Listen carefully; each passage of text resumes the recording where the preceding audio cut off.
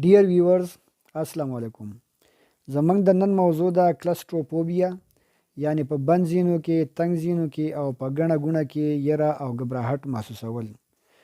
ډیر ویورز دا یو نفسیاتي مسله ده. کوم خلق چې د دې مسلې ښکار وي په هغو باندې په ګڼه ګوڼه کې، مثلا په جومات کې، جلسهګاه کې، بازار کې، شادي حال کې، چرته چې ډیر خلک جمع وي، ویره او ګبراهټ راځي. دا خلک په جومات کې یا په جنازګاه کې په جمع کې په اول یا مین صف کې نشي ودرېدی، بلکې په اخیر صف کې او بیا هم هغه ځای ته کوم ځای چې لار ته نږدې وي یا بهر ته نږدې وي ودرېږي. په اول صف یا منځني صف کې په دې خلکو باندې ساړوبي یعنی د زړه تنګوالی راځي، د زړه حرکت یې تیزیږي، ساه یې لنډه لنډه کېږي، مړه خوله پرې راځي او وجود یې رپېږي او بیمار داسې احساس کوي چې بالکل ساه یې خیږي. که چېرته مونځ اوږد شي یا جنازه اوږده شي نو دې خلکو باندې ډېره زیاته ساړوبي راځي او کوشش کوي چې د دغه ځای نه وځي او یا یې په دغه مولانا صاحب باندې غوسه راځي.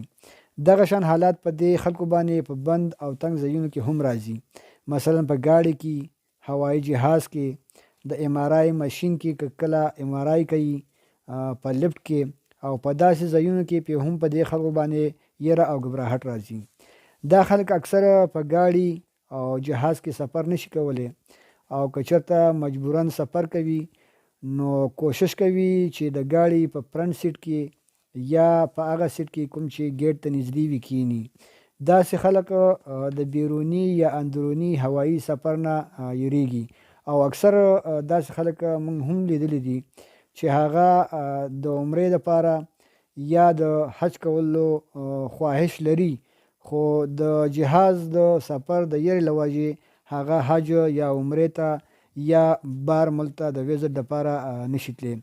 که چېرته د واده یا د بل یو فنکشن دعوت دې خلکو ته میلاو شي نو د مخکې نه یې ګبراهټ شروع شوی وي، وجود یې خوله خوله کېږي، ځکه چې هغو ته پته وي چې واده کې یا په دغه فنکشن کې به ګڼه ګوڼه وي او په ګڼه ګوڼه کې په دې خلکو باندې یره او ګبراهټ راځي.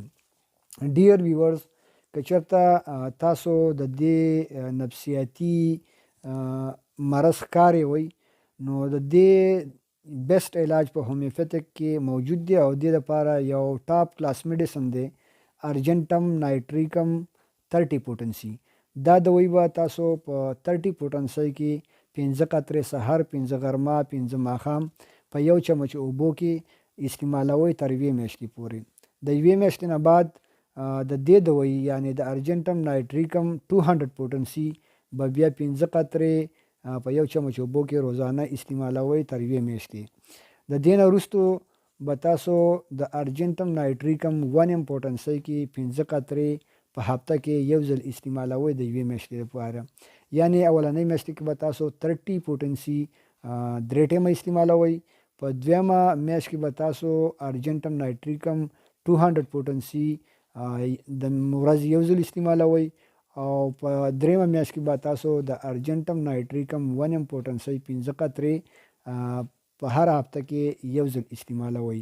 د دې دوی د استعمال سره به انشاءالله ستاسو دا یره بالکل ختم شي.